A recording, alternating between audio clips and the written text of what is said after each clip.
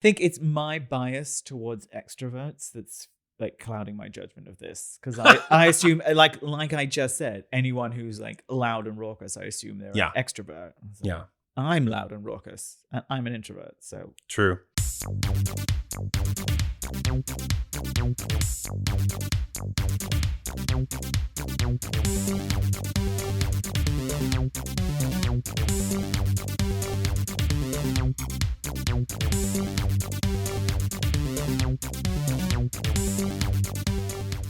Hello and welcome to Incomplete Geeks, a gay geek podcast where we talk about all sorts of geeky things. Sometimes our knowledge is amazing and really in-depth, but other times our knowledge is a little bit incomplete. That's right. I'm John. That's Nick. Nick, does your X gene make you an INTJ or just a CUNT? This week we're talking about Myers Briggs and how they overlap with the X-Men characters. Why are you withholding a laugh? Just laugh. Did you like that? How many times did you practice it? Never. They don't call me One Take John for nothing. They don't call me that. No one calls you that. It's not true. But yeah, we thought it would be fun today. So very uncomfortable. There's cameras everywhere, and should we get ourselves ready? Are we actually ready to record? I'm just jumping. Yes, you've done the intro. I know, but I'm like, this is as good as it gets. That's true. It is not going to get any better. No. I mean, it's 2 years of doing this. It's not improved. We're not just talking about today. No, not just today. So we thought it'd be really fun. I don't know whose idea this was. This was absolutely my idea. It was your idea, okay. And I jumped on board because I was like, yes, I really... But you did all the homework for it. I just had the idea, and this is all your prep, so that's fine. Kudos. The Myers Briggs type indicator, as it's called, MBTI, is like, everyone knows what that is. It's the 4 letters to describe your personality. It's pseudoscience. It's not real. It's not real. I think it's like you... Do you know who made it up?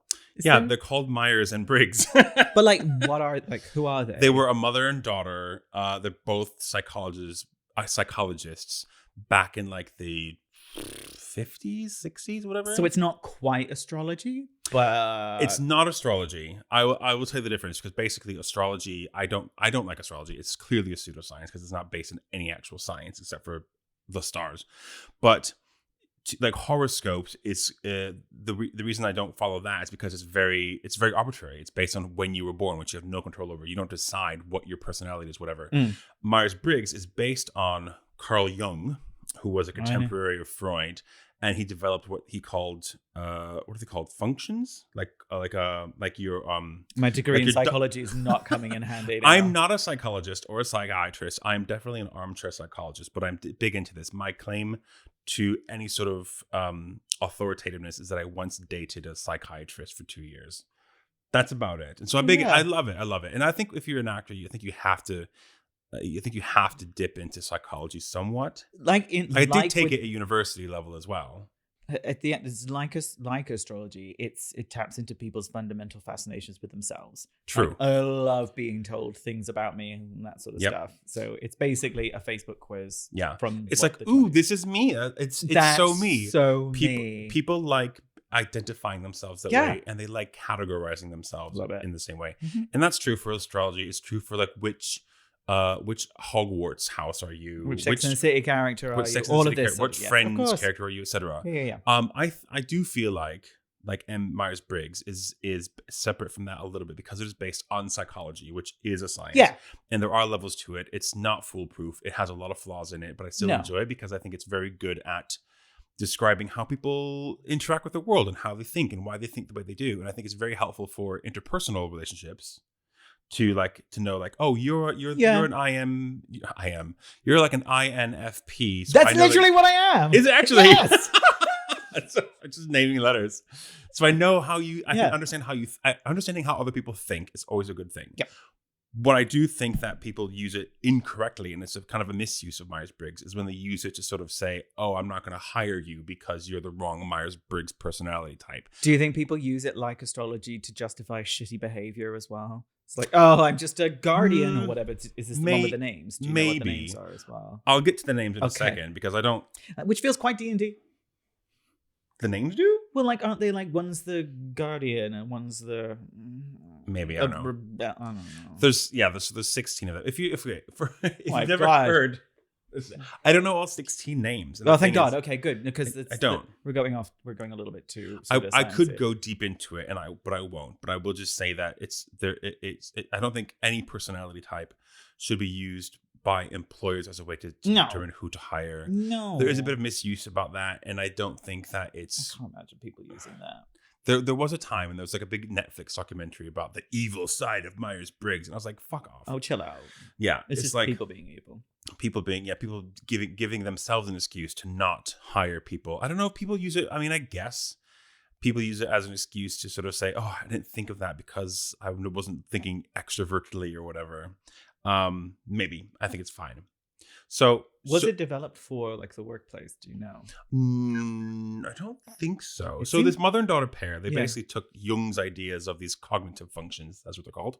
Cognitive functions about how people think, feel, intuit, and sense, like sensory kind of things. And each one of those is either introverted or extroverted. And then how those are arranged, like one of them is your dominant primary function, how you operate within the world, like 75 to 80% of the time. That's what you do first, and then the rest will kind of follow behind. And the order of those kind of determines what your Myers-Briggs 4 letters are. That's a very, very, very brief overview of how that's great, where it comes from. And so, because the thing is, like, it's become such a fad nowadays, like, which Myers-Briggs are you? Because there's a basis in psychology that it does get a bit more credence, and people sort of use it the wrong way, which I think is not great, but it's understandable. Fair enough. So what are we going to do today? So what we're going to do today, we're going to look at a couple of the couple of websites that have tried to look at X-Men characters and tell us what they think that their Myers-Briggs personality types are. And so with all of that sort of caveat where it comes from, and, and sort of saying it's not entirely objective, like there's going to be some disagreement between different people, like, oh, I think this person's more introverted, extroverted, or whatever. It's just fun. If you don't like Myers-Briggs, you're not even listening to this episode, so whatever. It's all just fun, and we're going to see if we agree, basically. So great. What I think we want to do first is we talk about ourselves slightly, see what our what. So you know what your letters are. Well, the last time I did it would have been I don't know, 6 years ago. Okay. And I'm INFP. INFP. Yes. And I can't remember what all of those mean. Well, I can tell you. There we go. I can tell you just fine. Let's see if this is off the top of my head. So INFP. So that means your primary function. You take it back to Jung's. I think about this now. INFP. So you're primarily introverted, intuitive. Okay. So the second letter, which is either N or S. N means intuitive, as in how you are sort of interpreting the world around you. Mm-hmm. Whereas the opposite, sensing. It's called sensing, but it's better to think of it in more in terms of sensations, not sensing, or sensations. So like things you can touch, see, measure, like the physical data that you can get from the world. Mm-hmm. Whereas intuitives are like, yes, I see that's white, but is it really white? Or is it kind of like, can I do something else with it, kind of thing? And then each one of those, everybody does a little bit of everything. And everybody's a bit extroverted, a bit introverted. That's of course. One of the things we should also caveat is that it's not a black and white thing. It's a scale. It's a spectrum, a scale, and it's all self-reported anyway. And it's also, you're analyzing yourself. So people tend to answer the questions, these personality tests, what they think they want to be, or what they think they should be, as opposed to who they are. Some kind of aspects tend to be perceived more as more positive than others, which is not fair, because obviously extroverted seems to be more outgoing and communicable, and that's not really fair. People tend to want to be like that if they aren't, for whatever reason. It's not, you shouldn't think of it in that terms, but I don't want to be extroverted. No that said, well, that's good. That's good. And also one thing as well, especially going back to very briefly to the Jungian cognitive functions, the older you get, the more adept you are at accessing those other functions that you're not primarily dominant in. Mm-hmm. And so people think that, it's not, Myers-Briggs isn't real because it changes over time. The general thinking is that you don't change over time. You just learn how to access the other letters better, basically. That makes sense. So like you might be like, I'm an ENFP. So my primary function is extroverted intuition. Oh, so we're the same, but you're introverted intuition. Yeah. So you kind of like, how, I mean, I could look it up, which I will in a second. But then as it goes on, so if you're an INFP, that means your secondary function is extroverted extroverted feeling. So your primary is introverted intuition. You know what? I'm going to bring this up because I have it listed here. These functions. Oop, that's the... This does feel a little bit D&D. Well, the thing that D&D does really What's well... your subclass? It's like extroverted feeling. That's not even like a... Where'd it go? It's my arcane skill. So if your primary is an introverted intuiting, you're very good at foreseeing implications and likely effects, seeing what will be, conceptualizing new ways of seeing things. You can envision yourself in an outfit, or maybe envision yourself being a certain way very easily. That's the implication. And then if your secondary function is opposite that, so it's extroverted feeling, your secondary function is connecting, considering others in the group, like group harmony, making sure everyone's having a good time kind of thing. Considering what would be appropriate for the situation, like what everybody's doing. And though that data you get from doing that feeds into your introverted intuiting, which is where you live most of your life. Does that make sense? So that's kind of the thinking. And I obviously don't want to give you too much of the sort of, the bias fallacy. It's just giving you general stuff. Whereas I know myself very well, whereas my dominant is extroverted intuition, where my dominant function is like knowing what's happening in the world, getting a sense, feeling things, understanding how the world works. And then my secondary is introverted feeling, which is like a sense of justice, a sense of right and wrong. Is it automatically the opposite then? Like, so, why is my feeling extroverted? Or does that just mean it's on the feeling versus? Because your dominant is opposite from your secondary. Okay. That sounds like bullshit pseudoscience, but okay. Maybe. I don't know anybody who's like. Sure, why not? That's what Jung said, basically. Sure, whatever, that's fine. Yeah. So if you're introverted, if you're dominantly introverted, then your secondary is extroverted, and then because you said INFP, yeah. So I use that letter as to know that you're extroverted thinking. What's the opposite of F? Thinking. So feeling is more like emotions. Yes. My emotions are internal, which feeds into the way that I experience the world. Whereas your feelings are external. You want to make sure everything's going well, harmonizing. That feeds into your internal sense of self. You have temper tantrums. How the world. Swear a lot. Well, the thing is, like when you grow up as well, when those lesser functions are not developed, we kind of lash out using those. So like I'll lash out because my what's it called, auxiliary function, the lowest of the four, is like, well, fine, if I'm going to do this, I'm going to go and sort of fine, I'll just do nothing but work, and I'll do nothing but sort of do my homework, and I'll hate myself and be destructive. And that's very much of a sensory kind of way to interpret the world in an internal way. But as you grow older, you know how to use that. So like actually what would be good for me is if I use that in a good way, if I actually do the work and actually do my homework, and plan myself. You should do your homework. Yeah, exactly. And that's the struggle. And they say you shouldn't use Myers Briggs in therapy. But anyway. Anyway, that's me. And I can talk about myself until the cows come home. So like, this is our podcast. Because why not? I mean, if people are listening still now, this is, we're talking about people like, get on with the X-Men, fuckers. So and so what the last one is your auxiliary one, and that's just what? So if you think of the four letters, the first letter is E or I, extroverted, introverted. Yes. Which is whatever letter that is, that's your dominant one. Yes. The next two letters, which are N or S, sensory versus intuition. Yeah, intuition. The third one is thinking or feeling, basically like logic versus emotions. And then the fourth letter is it basically interprets how those other ones are ordered with the functions. So perceiving, P and J, perceiving and judging, that's not really the best words for those. But perceiving, people tend to use their intuition or sensations first. And the judging people tend to use the thinking or feeling first. There's a whole lot. We're getting a bit deep in here. Right? No, okay. So the last one, P and the J, determines which one of those two middle letters comes first in your functions, in your dominant functions. Can I have my degree, please? Please, great. Okay. Yes, Nicholas. Do you have a question? No. I thought you were raising your hand. No. It's like that. I think that's really long-winded and confusing and more complicated than I thought it was. I just thought you were 4 different things, and that's the adds thing. Up. That's why I like sort of. This is why I'm more of an advocate for MBTI than most other things, because that is like there is some validity behind it. Yes, it's used a lot because when you look, because too many people will go for the black and white version. Like there's 16 types, and each one has a name, and each one has like. And I don't like that as much because it kind of lends itself to it's too close to astrology. Like if I say, oh, I'm the entertainer, I'm the diplomat, whatever, it's like that means that's how you are and that's how you have to be, which I don't think is useful for psychology's purposes. But we're going to do that anyway today. But we're going to do that with Marvel, X-Men, and with Marvel. So characters. I think that I could be wrong. I don't think they created it, but there's a website called 16 Personalities.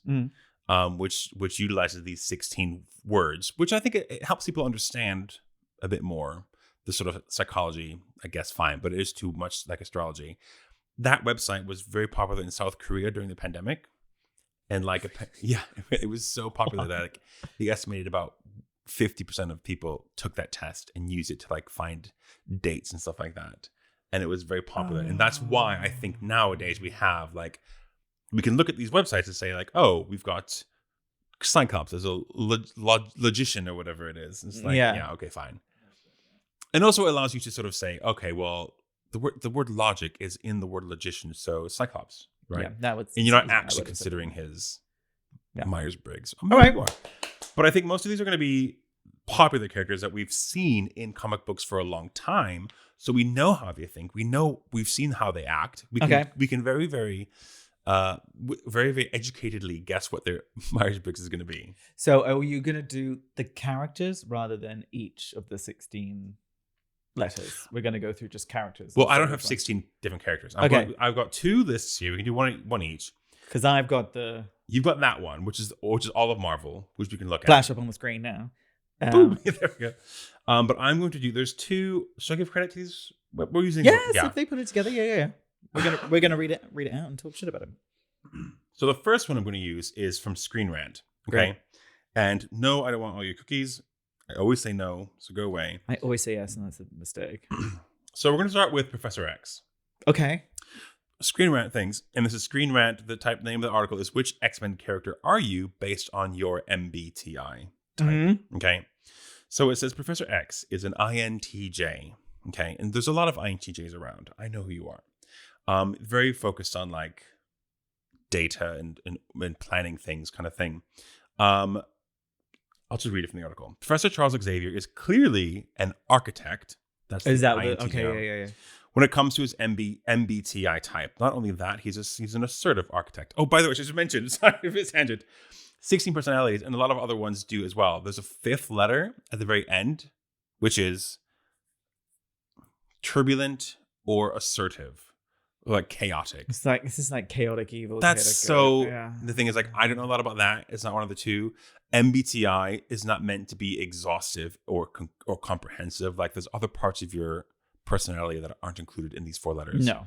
So anyway, okay. He's a self-assured man who values organization and rationality when solving problems. This started out when he created the X-Men and became more controlling with Krakoa. Yep. Professor X always has to be in charge. Yep. And when he builds something, he rarely allows anyone else to convince him he is wrong. Yep. In Krakoa, he built the system with Magneto and Moira McTaggart. Yes. And even when he created a council, he kept enough secrets to ensure he ran it himself. What do you think? Professor X is a jerk. Okay. A lot of INTJs, and yes, I see you, are... Who are you thinking about when you say that? A couple X's. Can come across as negative, and it's not fair because it's not negative. It's just how you act and like you value the sort of the organization of things before having fun and being harmonizing kind of thing. That's INTJ. Okay. And like in a lot of the ways, like control freak is often seen as a bad thing, and laid back is seen as a good thing. Try fucking going on a holiday with 2 people who are laid back. No one's booked anything. You're not getting anywhere. You don't know where you're going. It's like fuck that shit. So there is a place for everyone. In that I am that person, and you're the laid back one. Oh yes. Oh, no. My partner who is definitely the person who organizes everything. It's gonna be great because he's not listening to this. It's fine. But we're going to. We can't even get him to listen. Jeez. No, it's fine. We can slag him off. But his birthday's in April. We're going to Rome, and I'm in Aries? happy that he is doing everything. He's in Aries, yes. But nobody cares about that. This is astrology. Fuck you, astrology. Let's talk about Myers Briggs. Corporate astrology. Corporate. Don't use it in corporate. Don't use it in corporate circles. Anyway, yeah, and that's a good excuse for me to not plan anything. Basically, not do anything. Like, oh, you want to go to Italy? That's great. Let's do that. I don't know it. I don't know anything about it. This is your thing. You want to do what you want to do. I'm happy to be along. I'm just happy to spend time with you. This is feeling really familiar. Yeah. No, I'm like, that's how I will go. I would love to go on holidays. Just anyway. So that's Professor X. Okay, cool. So no. Oh, who's next? Next is Beast. That's a weird choice to go second, but okay. Sure. Screen Rant says INTP for the Beast, which is introverted. The Beast. Not what I'm really familiar with. That combination of letters. You don't think he's introverted? I think he's definitely a T more than an F. I would say he has to be. Yeah. I would never put Hank McCoy as an introverted. Absolutely not. So here's the reasoning. The Beast shares, because it's a logician. The Beast shares all the traits of a logician. He is someone who will never stops questioning things. True. And will always work on solving the mysteries of the universe. A logician is someone who is always inventing new things and always looks to stand out from the crowd. Yeah. Sorry, there's a typo, and it threw me. Goodness. However, as a turbulent here's another typo. A logician, Beast is also someone who is not comfortable in his own skin and is an inventor who does not always take into account morality when creating his new inventions. He often causes more problems than good when it comes to his work. When was this written? Do you was this agree? After the fall of Krakoa? Because it's nice that they have a Krakoa. Because this little one I have is years ago, so it's pre-Krakoa. The date here is 2022, May 2022. It should still be up then. Okay, interesting. And this is one of those where it's like we're gonna refresh it. You might need to because he went full on evil in Krakoa, and they had to reset his brain recently. I thought that was an alternate reality. Yeah, well, do you mean the Apocalypse version? No, but yes, that. But the separate main world. Beast went evil in Krakoa. Really? And they had to reset his brain because he's evil. I didn't know that. Which, he went evil in Age of Apocalypse, so maybe it was always there. Well, they had to give him some kind of depth to his character. He's so boring. Sorry, Hank. You're so boring. I do not care. But introverted? Not at all. However, also, like all this made up stuff, a lot of people can assume he's not a real person. It's a character. But a lot of people can assume just because you have like human communication skills and you do great performing and that sort of stuff that you're extroverted. That's not true at all. I know a lot of people who are sort of like we said, it's a scale, and there's a lot of people who say I'm an introvert but I just love going out, so Myers Briggs is stupid. Like, well, no, it's not. You're an introvert but you love going out because that's what you like to do. Yes, of course. But your primary function, your dominant function is you like to you just go out so that you can come home and recharge. Recharge, exactly. Whereas I'm the opposite, where it's like I recharge at home so that I can go out. I do need my introverted moments as well. But anyway, Cyclops. So this one says ENTJ, which is. I'm gonna see if these match up with the old one then. Okay, yeah. Well, because I have that website as well. If it's is it CBR? I don't know. I've just got the image because this is the one I was going on because I like how I got. It has Cyclops down as INTJ. Okay, which one was Beast? Beast was INTP. I can't find anything. INTP. Oh, no, we haven't got Beast there. Should I be going through these as well as like some counters of those letters? Yeah. Yes. We should have done this from the start. From now on. Well, I'll do INTP because that's fun because it's got Emma Frost on there. We're still on INTP. We're still on the Beast. So it puts down Emma Frost, Hank Pym, Uatu, and Reed Richards. Yeah, because because thoughtful, obviously analytical. the cosmic entities are going to follow the same psychology as humans. Of course they do. Thoughtful, analytic, and abstract, spends long periods of time alone working through problems and forming solutions, curious about systems and how things work, less at ease in social situations, distrusts authority as a hindrance to the search of knowledge, little patience for customs that seem illogical, rare ability to focus in depth to solve complex problems. I mean, this is INTJ? No, INTP. INTP. Was that Beast? Because I wouldn't have said that describes Emma Frost at all, but maybe that's me being. Some things, and obviously we're picking and choosing. This is cherry picking. This is the Barnum effect. It's almost as if all of this is made up. It's almost like it's very. It's so generic that we can say, "Oh yeah, it's correct," because of the things I can find that are correct. Also, they're characters and not real. So look up. Yeah, that's the Barnum effect. So if it's INTP, sorry, I forgot it again already. INTP, you said. So that would means their dominant function is introverted intuition. Same as you. Nope. No, same as you as just the dominant function. But then the secondary is feeling, thinking. Anyway. Yeah. Interesting. Anyway. I'm not sure I agree. But I don't really agree with that one. And the next one was INTJ. Cyclops, ENTJ. Oh, see, he's down as INTJ. So let's move on. You carry on with your bit. I'm going to find ENTJ. So INTJ is what we said Professor X was at the beginning. Oh. ENTJ. Which is Magneto, Cyclops, Abigail Brand, Daredevil, according to this one. INTJ? INTJ. I think Magneto's definitely INTJ. Very much of a planner. They're very much the same. Cyclops is a massive planner and a control freak. I think there's a lot of psychological similarity between Magneto and Cyclops because you think the dominant function is an introverted. What is it? INTJ. Introverted. Thinker, judge. Intuition. And then the secondary is extroverted thinking. So extroverted thinkers tend to be debaters.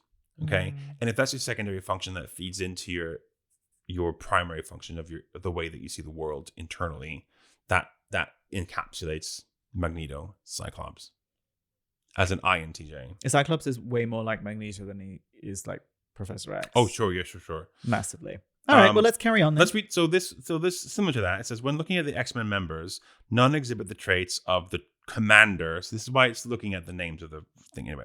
More than Cyclops. Since the start, Cyclops was the natural X-Men leader, and he served that role off and on over the years. I think Storm is a better leader, but anyway, often leading to conflicts with other members. He is turbulent commander because he often allows his own personal feelings and emotions to get in the way of his battles.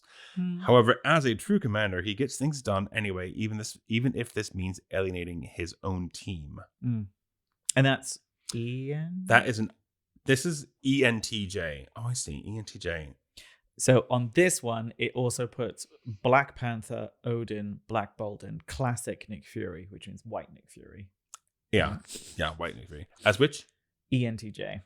Okay. Dynamic, fair-minded, and decisive, focused on the most efficient and organized means of performing a task, often a realistic and visionary leader who works to implement long-term plan. I mean, that may be true, but I wouldn't have put Odin or Black Bolt as those characteristics.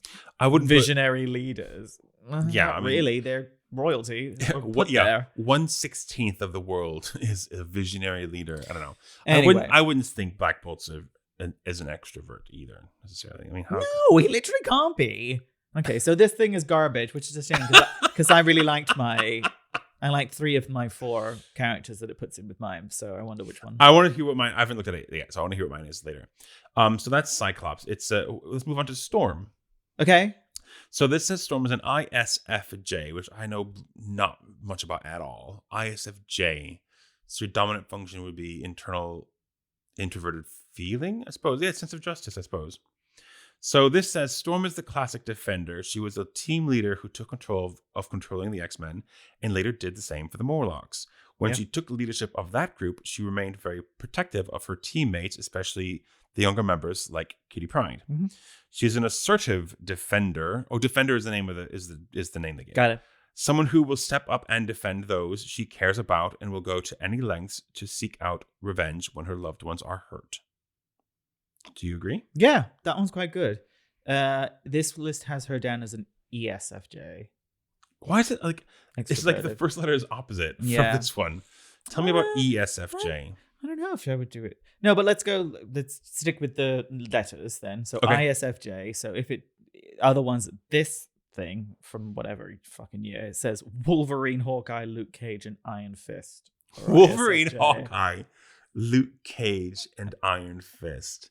I mean, I could see all four of those characters I could put together personality-wise, but introverted, Hawkeye, I don't know about Hawkeye. Luke Cage, Iron Fist, and Wolverine. Introverted? Wolverine's definitely introverted. You think loner? Because he's a loner?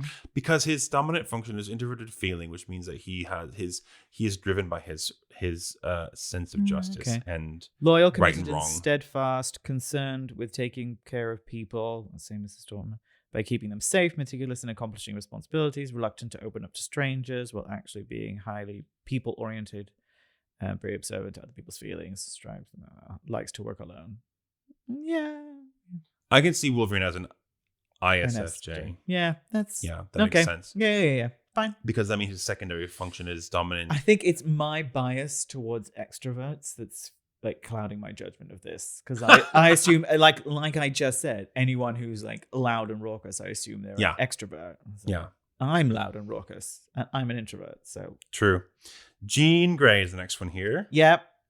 We think Jean Grey is ENFJ. There's INFJ on here. Are you kidding? Yeah, oh she's an INFJ. All right. ENFJ. So what's the name for INFJ? ENFJ. It is protagonist. I hate these names. Yeah. The School for Gifted Mutants saw its name changed to honor Jean Grey. And that speaks volumes about what she means to the team. Yeah. Jean was the first female member of the X-Men in the comics, and she remains one of Marvel's greatest female heroes. She's a clear protagonist and someone who will stand up for those around her. She's also loyal and protective, someone who will give her own life to save those she fights alongside. She's likely done this more times than any other Marvel character. Yes.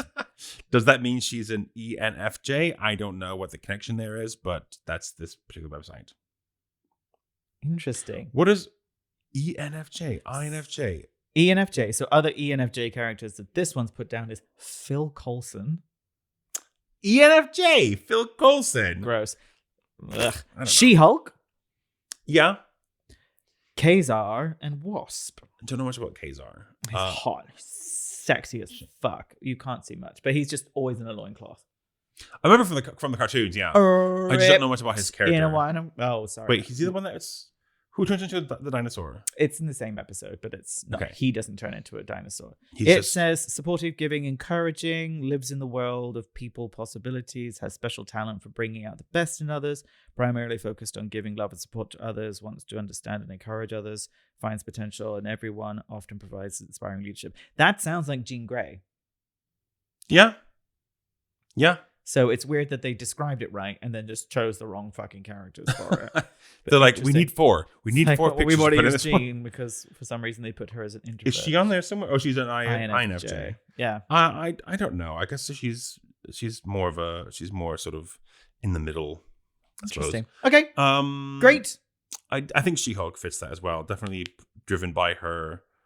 What'd you say? ENFJ. So driven by her external feelings. I like the way there's a sense of harmony. I like the way it says, it has a special talent for bringing out the best in others, primarily focused on giving love and support to other people. That seems very... That's the need for group harmony kind of thing. That's very Jen. I would say that's very Jean and very Jan. Wasp is on there as well. Jen, Jan. I was like, who's Jan? Jan the Wasp. Jan. I would say that's very her as well. Kazar... I don't know. Maybe. I don't know. Okay, cool. Next is Kitty Pryde. Yay! Now this puts Kitty Pryde as an ENFP. She's an INFP. Are you kidding? Yep. It's hilarious. Yep. They got a it weird wrong pattern every single time. Yeah. Maybe this particular website was like, fuck that one. I want to change the first letter of the big anyway. ENFP, which is what I am. Is what's the word they give to it? I don't even know. I can't see it. At one time, Kitty Pryde was the youngest X-Men member, a young teenager full of spunk, who wanted to prove she could be a hero. Not my words. Screen Rant's words. To be full of spunk. To be full of spunk. Those were the days. Call in now if you if you want to be part of our full of spunk. If you want to fill us with spunk. No. I didn't say that. You didn't. But if you do, reach out to us on TikTok or Instagram at Incomplete Geeks. Carry on. Or check out our Patreon at patreon.com. There's not spunk on there. There's not spunk on there. There's not no spunk. There's not no spunk. I can't say that. Let's just carry on. There may not be no spunk. I don't know. Anyway, moving on.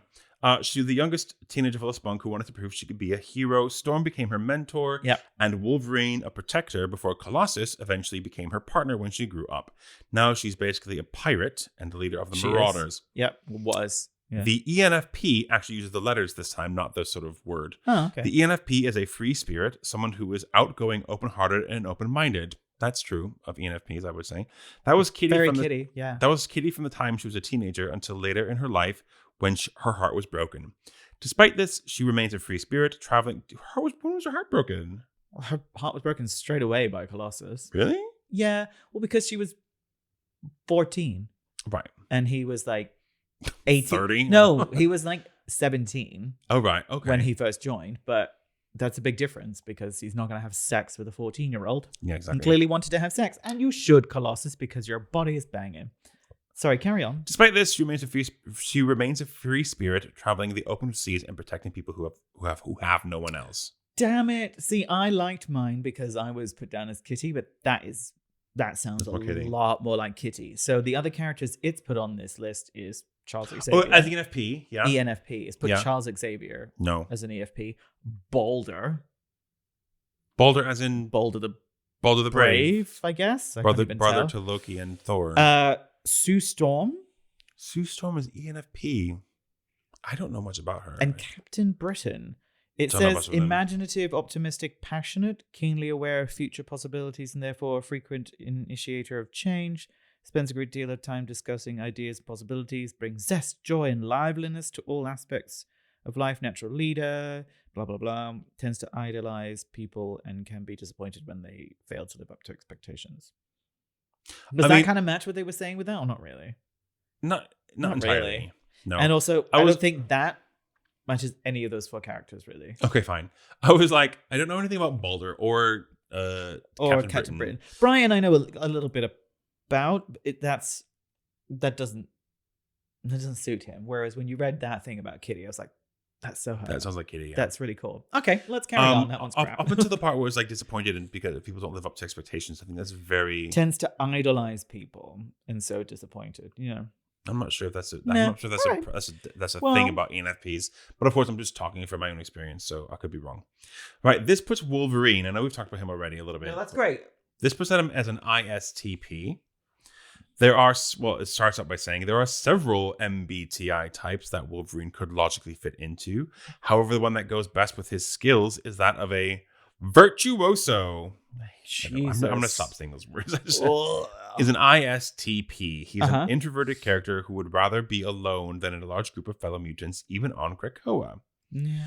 However, he is also good. He is also a good teammate who is observant and clear thinking, something who can protect his team while completing the mission at hand. Yeah. Then, when it is over, he will skip the celebration and enjoy the quiet by himself. Is that describe an ISTP? Let me think for a second. It describes Wolverine quite well, but would it describe them? Because an ISTP would indicate that your primary function is introverted thinking. Like you're very much a sort of a like mathematicians or IT people, sort of like they think about. If that's the case, then these characters are quite good for that. For ISTP, we've got Beast. Yes. Psylocke. Okay. Forge. Yes. And Bruce Banner. Oh, yeah. The way you just described it, that's pretty good for all of those. Well, let me read what this other website says about introverted thinking. If your dominant function is introverted thinking, you like working with data, and it's like if extroverted thinking is debating, introverted thinking is figuring math problems out, kind of thing.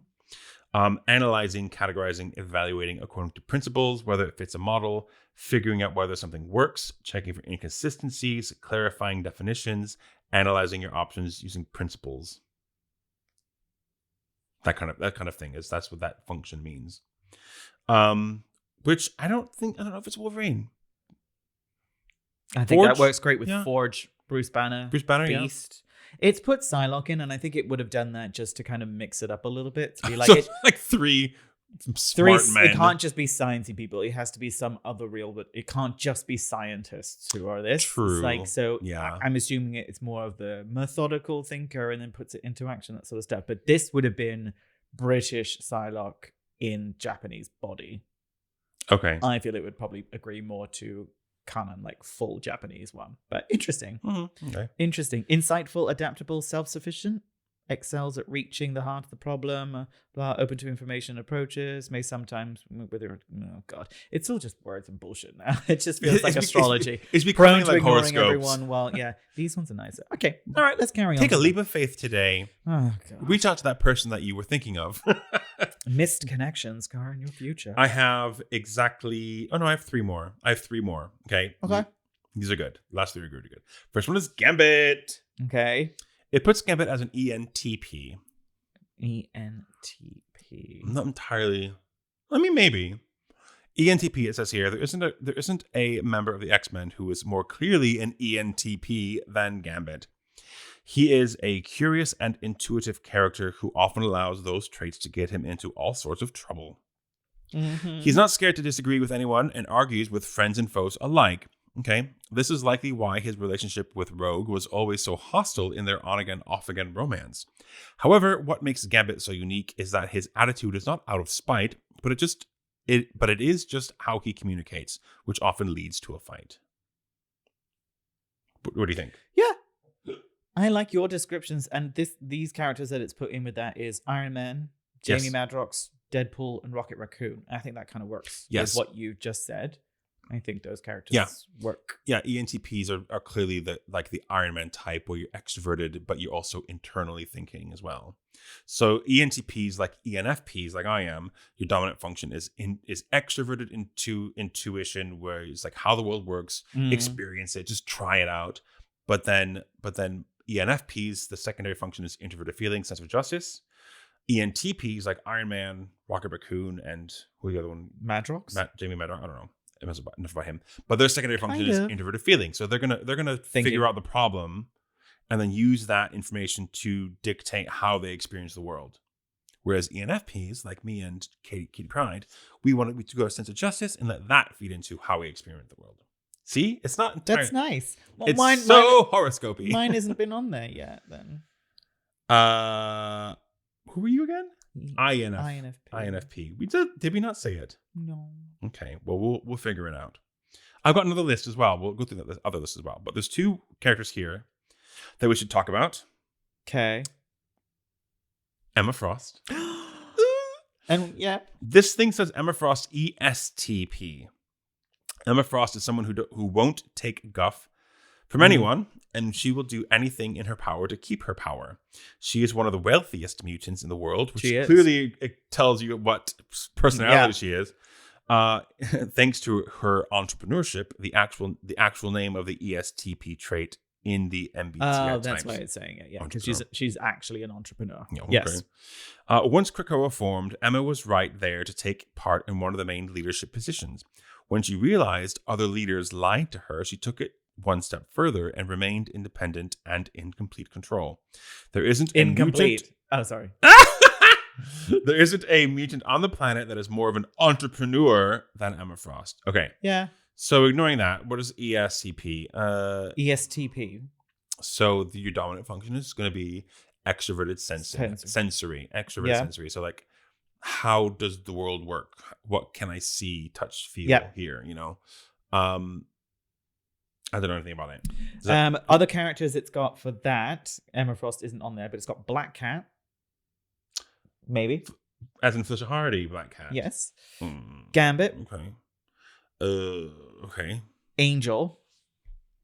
I'm going to look up ES. And Spider-Woman. Spider-Woman. And I'm not any of these cool characters. Introvert, extroverted. Wait, what did I say? Extroverted sensing. Extroverted sensing is experiencing the immediate context, taking action in the physical world, noticing changes and opportunities for action, gaining experiences, scanning for reactions and visible data, recognizing what is, noticing what's available, trying on different items, see how they look, kind of thing. I think that works I mean, I think it works well with Emma, Spider-Woman. I Yeah. don't know a lot about Black Cat, but surface cartoon level, sure. Even Gambit, Sure. I would say that feels quite thiefy. Sensory? Maybe. Yeah. I don't know. Yeah. What did it have Gambit as? Gambit has an I. No, it had Gambit as an ENTP, as like Iron Man kind of character. I think he suits this one better. Fine. Okay. Final one is Dazzler. What do we think? Was this the whole list, or was this your curated list of gay characters? the list. I wonder if it was written by a gay. It might have been. That's why there's spelling mistakes, because we can't. Well, also because no, because gays can't spell. No, but why is Dazzler an ESFP? Because the word that they use is entertainer. Oh, but she's also a fictitious character, so she can be created that. In the MBTI type descriptions, the ESFP is an entertainer. Now, I have issue with that because that's not what MBTI says. Is what somebody has said. That's what they are. Yes. Anyway, these people are. Way to fact check the Screen Rant article. Yeah, this article is shit. No, it's been great. I'm just kidding. Thanks, Screen Rant. These people are extroverted and love vibrant experiences. They also take life eagerly and take pleasure in discovering new things. Yeah. When the word entertainer is mentioned, when it comes to the X-Men, it fits Dazzler perfectly. Dazzler is a mutant that can create lights from the vibrations of sound. In the start, she used this to create amazing stage shows in her main job as a musician. Her power alone is in the description of the ESFP, with the vibrant experiences and her role as a musician making her the perfect entertainer. I like it. We've got other characters it's put down for that as Iceman, Jubilee, Star-Lord, and Johnny Storm. See Johnny Storm? Yeah.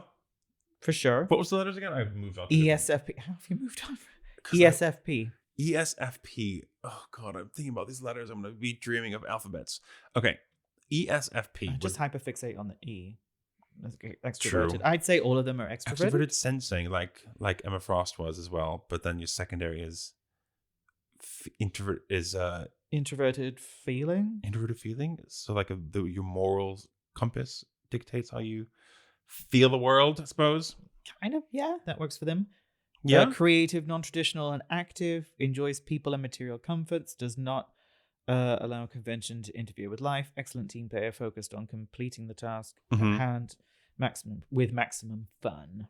Tends to rush into things. Sure. Often plays. Again, this is so nebulous a description, but these are all fictitious characters, so I say that's fine. I think most of it works, yeah. In spite of the first letter being opposite of these. Being completely wrong for all of them. It's like, I'm sad that mine wasn't on there, because my characters for INFP here are Spider-Man, Falcon, Kitty Pryde, and Carol Danvers. I was happy with Kitty Pryde and Carol, but it suits yours better. Do you think did you say Spider-Man? Spider-Man. It's not introverted. Yeah, he is. Character. I think so. He's just funny and covers up his insecurity with sarcasm and wit. Just like you, Nick Baker. Minus the wit. Yeah, that's absolutely correct. What does it say about INFP though? Idealistic, dedicated, and curious, fueled by intense feeling and deeply held ethics, seeks an external life that is in keeping with internal values, loyal to the people and causes important to them, intensely focused on making the world a better place for people, flexible and laid back by nature, but aggressively decisive if a person, value, or cause is threatened. Yeah, that's true. That sounds more like Carol than Kitty. Yeah. Does that say Kitty Pryde's an INFP? Yeah. Yeah, I think so too. I mean, we both want to be Kitty Pryde. Because Kitty Pryde was the basis of Buffy as well. Was it? That's what, yeah. Well, Joss Whedon based her on. When I first saw this, when I first breezed through this list, I was like, Kitty Pryde is an ENFP. Oh, I don't like that. That's me. But then I completely wasn't thinking about her basically, or her origins, how she was a young person. And the thing is, like, young people, as you grow up to develop these secondary, tertiary functions, whatever, like, that means that it kind of implies that when you grow up, you're pretty much always in your dominant function because you haven't really learned how to try different things out. So you're either always going to be extroverted or introvert or whatever. So as children and as teenagers, up until a certain point, you don't really experience life in anything but your dominant function is the thinking. Again, I'm an armchair psychologist. Don't take my word for it. You're not any kind of psychologist. No, armchair, like as like, you know, like a backseat driver kind of. Like we're in the armchair. Armchair. Here's what I think. Is that all of it? Yes. Great. Thanks for listening. Goodbye. No, just kidding. I mean, I can tell you what this other website says. Very briefly. It agrees that Scott Summers is ISTJ. Yeah, IST go for it. logician. I just want to find mine. Who didn't? Jean Grey, the protagonist, ENFJ, agrees. Logan Wolverine agrees with ISTP. Mm. This one is different. Eric Lensher as an INTJ, which is what we said. It's called The Architect. So I read this one, Magneto? No. Oh yeah, Magneto. Go on then. INTJ, it says for Magneto, there's a certain cold, unyielding. This is CBR.com, by the way. Comic book resources. Yeah, yes, that's the one. There's a certain cold, unyielding logic when it comes to Magneto's approach to dealing with the humans who oppose the mutant uprising. A victim of Hitler's occupation of Europe during the Holocaust, Eric Lensher, as he was called back then, is no longer willing to deal with those in power oppressing his people as they had in the past. Magneto pays no mind to the innocent people he's harmed, the lives he's ruined, or even the other mutants he's hurt because they mean very little when compared to his one real goal: a world safe for mutants everywhere. His rival, Charles, may have a more compassionate and understanding approach when it comes to dealing with aggressive mutants and humans alike. But it is Eric who routinely pushes the societal boundaries that the mutants are bound by, even if he is wildly misguided most of the time. Agree? Disagree? I mean, yeah. Yeah. The other thing is, it says Professor X is an INFJ, which is close enough to what we were saying before. It agrees that Hank is an INTP. And lastly, it agrees that Gambit is an ENTP, the debater kind of thing. Yeah. So there you have it. That was pretty thorough, I think. I don't know what else I have to say. It's just all apart from mine. It didn't cover mine, but whatever. If you are an, what am I? INFP. INFP. And know which Marvel or X-Men character that equates to, or have feelings on that, please write in incompletegeekspodcast at gmail.com. If you are a psychologist or psychiatrist, yes, and you want to let us know, if you want to help us out or tell us to shut up, whichever is fine, you can get in touch with that. You can contact us on the socials as well. We're on TikTok and Instagram at Incomplete Geeks. While you're there, like our stuff, follow us, like this episode, give us a rating if you haven't done so already. It's literally just a click and it helps us out a little bit. Also, if you want to contribute in other ways, we can go on to patreon.com/gaygeeks. We have stuff there that is exclusive. If you want to become part of our geeky community, you can help us out by giving us a little as $1 a month. That's like less than a candy bar. Yes, and we have other tiers where you can have access to polls, articles that are due to polls come. And other content, all sorts of things on there. It's not that kind of stuff, guys. I really should stop. There's not poll on there. Pole and hole. As a pole, like a dancing on a pole, like penis. No, okay, yeah. So it's not pole. That. And on that note, yes, this has been fun. I hope you enjoyed listening. We are not experts at this, obviously. If we got anything wrong, we're sorry. We're not complete geeks, but we are working on it. Thanks for listening. Bye.